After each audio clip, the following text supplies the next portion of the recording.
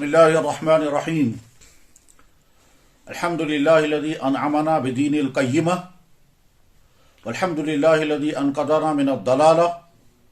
والصلاة والسلام على سيدنا ومولانا محمد خاتم النبوة وصاحب الرسالة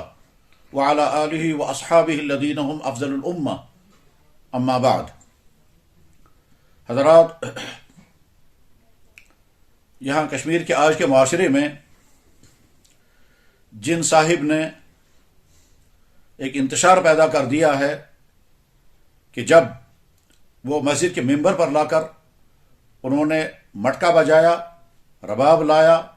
اور دوسری میوزک کی چیزیں لائیں، اس کے نتیجے میں بے شمار مسلمان کنفیوژن کا شکار ہو گئے ہیں۔ ان صاحب سے گفتگو کرنے کے لیے تو شرعی کونسل کے معزز ذمہ داران پوری طرح کوشاں ہیں، اس لیے اس وقت کی گفتگو کا خطاب ان صاحب کے متعلق نہیں ہے۔ البتہ چونکہ سنا گیا کہ ہزاروں انسان ان کے پیج کے فالوور بنے ہوئے ہیں، اس لیے ان بھائیوں کو اس گمراہی سے بچانے کے لیے اس وقت کی یہ مختصر سے گفتگو کی جا رہی ہے۔ حضرات، جب کہیں آگ لگتی ہے تو ابتدا میں کوشش ہونی چاہیے کہ جس مکان میں آگ لگی ہوئی ہے اسی مکان میں وہ آگ بجھ جائے، لیکن اگر خدا نخواستہ وہ آگ وہاں سے بجھائی نہ جا سکتی ہو تو پھر آس پاس کے مکانوں کو بچانے کی کوشش کی جاتی ہے۔ یہ عقل کا تقاضا بھی ہے اور انسان کا ایک بہترین تجربہ بھی ہے۔ اگر کوئی شخص خدا نخواستہ گمراہی کا شکار ہو جائے تو اولاً تو کوشش یہی ہونی چاہیے کہ اس بھائی کو اس گمراہی سے نکالیں، اور غلط فہمیاں ہوں تو دور کرنے کی کوشش کی جائے۔ لیکن اگر اس سے ملاقات نہ ہو پا رہی ہو یا وہ بات سننے کو تیار نہ ہو تو پھر دوسری بڑی ذمہ داری رہتی ہے کہ اگر کوئی مسلمان یا امت کا کوئی طبقہ اس سے متاثر ہو کر کے گمراہی کا شکار ہو سکتا ہے تو ان مسلمان بھائیوں کو سمجھایا جائے کہ اپنے آپ کو اس گمراہی سے بچائیں۔ بے شمار مسلمان اپنی ایمان کی کمزوری، علم کی کمی، توہماتی مزاج کی بنا پر یا پھر شوق و دلچسپی کی بنا پر یہ سوچے بغیر کہ اس طرح کی گفتگو سننے سے نقصانات کیا ہو سکتے ہیں، ہو سکتا ہے بہت سارے لوگ اسی کیفیت کے ساتھ اس کی وہ باتیں سن رہے ہوں گے، اور اسی لیے جیسا کہ مجھے بھائیوں نے بتایا کہ بے شمار لوگ اس کے پیج کو سن رہے ہیں، دیکھ رہے ہیں، اور انہی کی خدمت میں اس وقت یہ درخواست عرض کرنی ہے۔ حضرات، ہمارے لیے ہدایت کا چراغ اور صحیح راستے کی نشاندہی کرنے والا سب سے بہترین سرمایہ قرآن کریم اور حدیث رسول ہے۔ اللہ جل شانہ نے قرآن کریم میں متعدد جگہ پر فرمایا کہ بعض لوگ تم کو گمراہ کریں گے، ان کے اس گمراہی کا شکار ہونے سے اپنے آپ کو بچانا۔ میں ان آیات مبارکہ کا اس وقت حوالہ نہ دے کر کے صرف اتنا عرض کروں گا کہ قرآن کریم میں بہت ساری جگہوں پر اللہ جل شانہ نے یہ فرمایا ہے کہ کچھ لوگ گمراہ ہوں گے اور وہ خود کو گمراہ ہوں گے اور دوسروں کو گمراہ کرنے کی کوشش کریں گے، اور یہ سلسلہ بنی اسرائیل سے چلا آ رہا ہے، اور علماء یہود کا یہ بدترین کردار یہ رہا ہے۔ قرآن کریم کی آیات تو ہر مسلمان خود معلوم کر سکتا ہے، اس لیے کہ قرآن پڑھنا اور اس قرآن کریم پر عمل کرنا ہر مسلمان پر لازم ہے، لیکن فہم قرآن کے لیے، ترجمہ قرآن کے لیے کسی مستند ترجمہ قرآن سے بدل لی جا سکتی ہے۔ البتہ احادیث میں سے میں جو حدیثیں اس وقت پیش کرتا ہوں، پہلی حدیث کی معروف ترین، مشہور ترین، عظیم ترین کتاب جو حضرت امام بخاری یعنی امام محمد ابن اسماعیل ابن بخاری ابن ابراہیم البخاری رحمہ اللہ تعالیٰ لکھی ہوئی کتاب الجامع الصحیح، جس کو عرف عام میں بخاری شریف کہتے ہیں، اس بخاری شریف کے کتاب العلم میں یہ حدیث موجود ہے۔ میں حدیث مبارک کے الفاظ سناتا ہوں۔ عن عبداللہ بن عمرو بن عاص رضی اللہ تعالی عنہ انہ قال سمعت رسول اللہ صلی اللہ علیہ وسلم یقول ان اللہ لا يقبض العلم انتزاعا ينتزله من عبادی ولكن يقبض بقبض العلماء حتى اذا لم يبق عالما اتخذ الناس رؤوسا جهالا فسئلوا فافتوا فضلوا واضلوا۔ اس مبارک حدیث میں اللہ کے نبی علیہ السلام نے ارشاد فرمایا کہ اللہ تعالیٰ علم دین، صحیح علم دین بندوں سے چھین کر نہیں لیں گے، بلکہ صحیح علماء دنیا سے رخصت ہو جائیں گے، اور جب صحیح علماء باقی نہیں رہیں گے تو لوگ ایسے افراد کو جن کے پاس علم دین نہیں ہوگا، علم دین سے وہ جاہل ہوں گے، ان کو اپنا سربراہ بنائیں گے، دینی سربراہ۔ پھر ان سے دین پوچھا جائے گا، اور جب دین ان سے پوچھا جائے گا تو وہ دین سنائیں گے اور دین کے متعلق فتوے دیں گے۔ وہ خود بھی گمراہ ہوں گے اور اوروں کو بھی گمراہ کریں گے۔ جب کسی خطے میں کوئی ایسا شخص جس نے باقاعدہ علم دین نہ پڑھا ہو، جس نے باقاعدہ قرآن کریم اور اس کی تفسیریں نہ پڑھی ہوں، جس نے باقاعدہ حدیث اور حدیث کی شروحات نہ پڑھی ہوں، جس نے باقاعدہ فقہ اور دوسرے اسلامی علوم نہ پڑھے ہوں، اور وہ مستند صاحب علم نہ ہو، اور وہ علم کے منصب پر بیٹھ کر کے پھر دین سنانے لگے، تو ہو سکتا ہے کہ وہ خود بھی گمراہ ہوگا اور دوسروں کو گمراہ کرنے کا شکار ہوگا۔ اس لیے ہر ایمان والے کو چاہیے کہ وہ یہ دیکھے کہ میں جس سے علم لے رہا ہوں، جس سے میں دین سن رہا ہوں، وہ کیا اس قابل ہے کہ اس سے مجھے دین سننا ہوگا؟ کیا اس کا دین مستند ہے؟ کیا اس کے عقائد صحیح ہیں؟ کیا اس کی عملی زندگی درست ہے؟ اور کیا وہ وہی متعارف متوارث دین بیان کر رہا ہے جو اللہ کے نبی علیہ السلام کے زمانے سے صحابہ کرام سے ہوتے ہوئے تابعین، طبع تابعین، فقہاء کرام، محدثین اعظام، اولیاء اعظام کے توسط سے ہم تک پہنچا ہے؟ یہ وہی دین ہمیں سنا رہا ہے یا اس میں کوئی نئی چیز پیش کر رہا ہے؟ اس حدیث کا تقاضا ہر مسلمان سے یہی ہے کہ وہ دین سننے میں، دین لینے میں بہت زیادہ چوکنا اور ہوشیار رہے۔ دوسری حدیث مبارک، جو حدیث کی دوسری عظیم الشان کتاب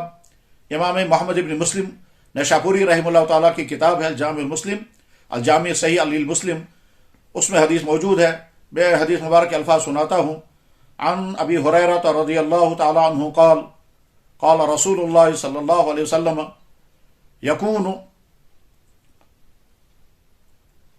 یکون بعدی دجالون کذابون یأتونکم من الاحادیث ما لم تسمعوا انتم ولا آباؤکم فإیاکم وإیاہم لا یضلونکم ولا یفتنونکم۔ حضرت ابو ہریرہ رضی اللہ عنہ بیان فرماتے ہیں کہ جناب رسول اکرم صلی اللہ علیہ وسلم نے ارشاد فرمایا کہ آخر زمانے میں کچھ دجال اور جھوٹے مکار لوگ پیدا ہوں گے۔ یکون فی آخر زمانے دجالون کذابون کے الفاظ ہیں،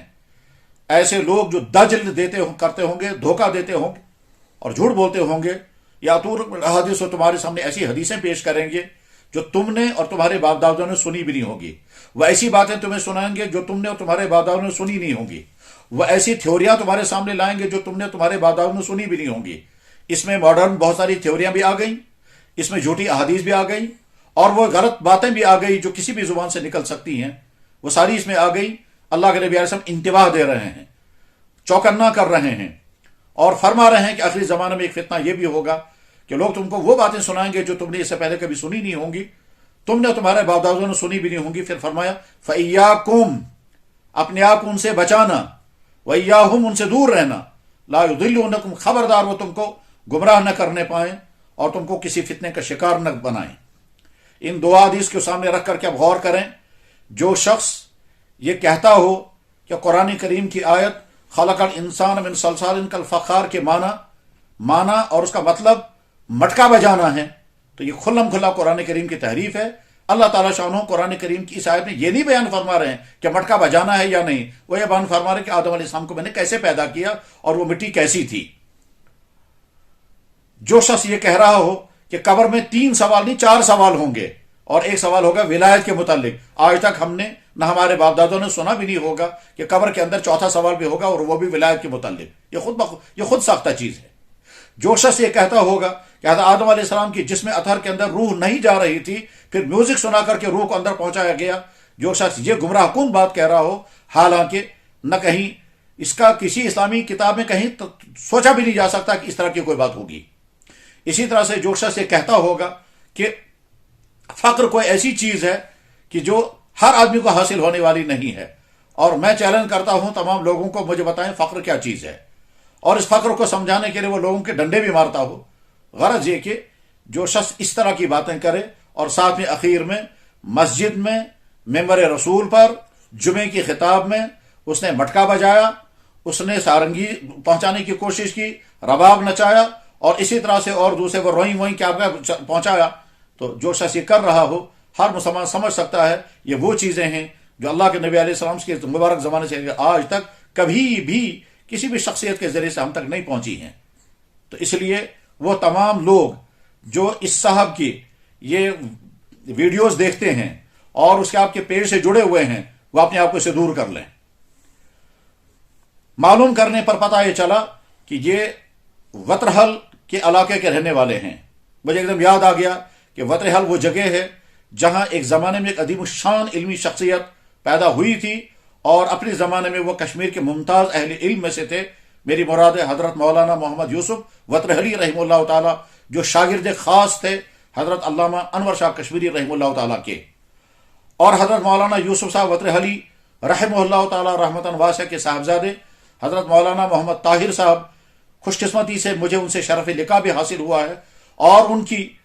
کے ابا جان کی یعنی حضرت مولانا یوسف صاحب رحمہ اللہ تعالی اور حضرت مولانا طاہر صاحب کی دی ہوئی کتابیں ہمارے ادارے میں موجود ہیں، ہم ان سے استفادہ بھی کرتے ہیں۔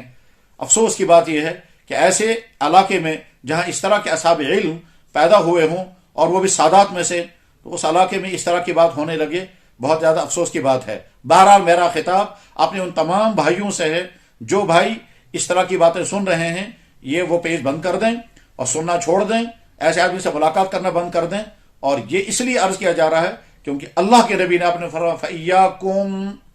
بچ کر رہنا،